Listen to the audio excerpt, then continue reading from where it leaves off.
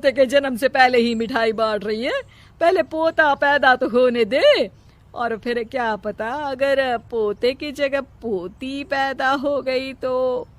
ये सुन सावित्री चिढ़ जाती है।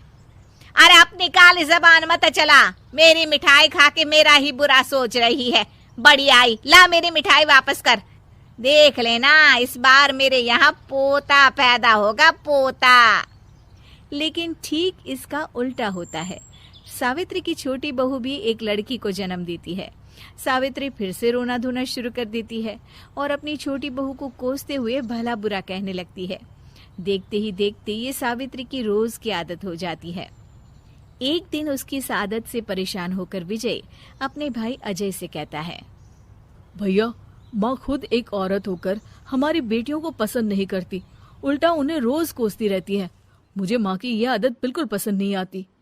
अरे तू ठीक कहता है, मैं भी अब माँ से तंग आ गया हूँ। अच्छा, तो अब तुम दोनों इस तरह पीठ पीछे मेरी बुराई भी करने लग गए हो? नहीं माँ, हम चाहते हैं कि घर में शांति बनी रहे। हमें हमारी बेटियाँ बहुत प्यारी है। मैं नहीं चाहता कि वह तुम्हारे ताने सुन सुन कर बड़ी हो, और इसीलिए हम दोनों ये घर छोड़कर चले जाएंगे। हाँ माँ, मैं भैया की बात से सहमत हूँ। जब तुम इस घर में अकेली रहोगी तब तुम्हें अपनों की कीमत का एहसास होगा।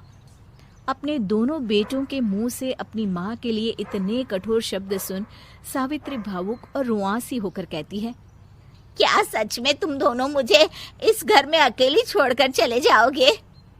हाँ माँ। हाँ माँ, अब पानी सर के ऊपर जा चुका है। मैं तुम दोनों के बिना नहीं रह सकती।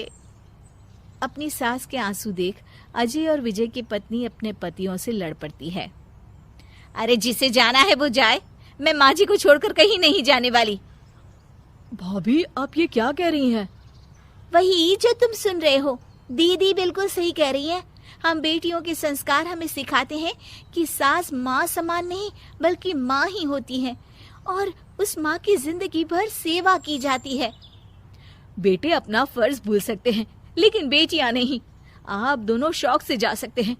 माँ जी, हम दोनों के रहते आपको किसी बात की फिक्र करने की जरूरत नहीं।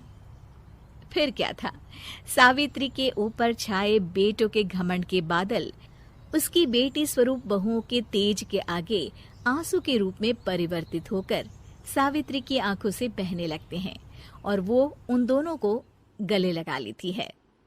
मैं जिंदगी भर बेटियों को कोसती रही, लेकिन आज तुम दोनों को देख मुझे समझ आ गया कि बड़े अभागे होते हैं वो लोग जिनके घर बेटियां नहीं होती।